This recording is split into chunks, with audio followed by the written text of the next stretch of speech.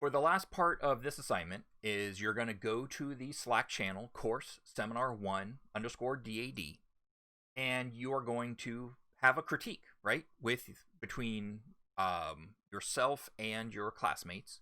We've posted an example. So here, let me go ahead and show Slack channel here. So here I am in the Seminar1 here, and here's our example for this week. And it's going to be different every month. So when you go there, it might be a different project. And you're going to critique this, right? Now, we've picked a project. This is not a full sales student project. This is a project that, obviously has a lot of problems, right?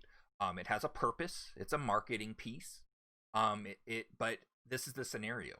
You're working in a team, or this is somebody who's in your office, and they're about to turn this into the art director, or they're about to turn this into,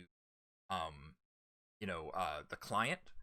And this is somebody either you've been working with for a while, or somebody who you're going to be working with for a while. So how do you professionally critique something that has a lot of problems, point out the things that need to be fixed, and encourage them on how to do that, while maintaining that professional work relationship? Okay, this is something that happens, all the time, and it's not about pandering to feelings, right? You always have to take feelings and empathy into account when you're talking to somebody from a business standpoint. But you need to be efficient, and you need to be, direct.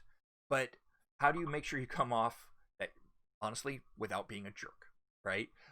Because those are the people that designer is going to then go to in the future. You want to, especially as an art director, you want to make them feel comfortable to come to you for help.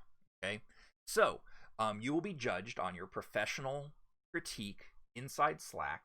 Coming in here, one thing that I want to point out is just click the thread button, right? That's the nice thing about Slack, was we come here and create a thread, and that way that conversation is maintained within that post, so you don't end up having to scroll through like 1,000 different posts just to find the right one.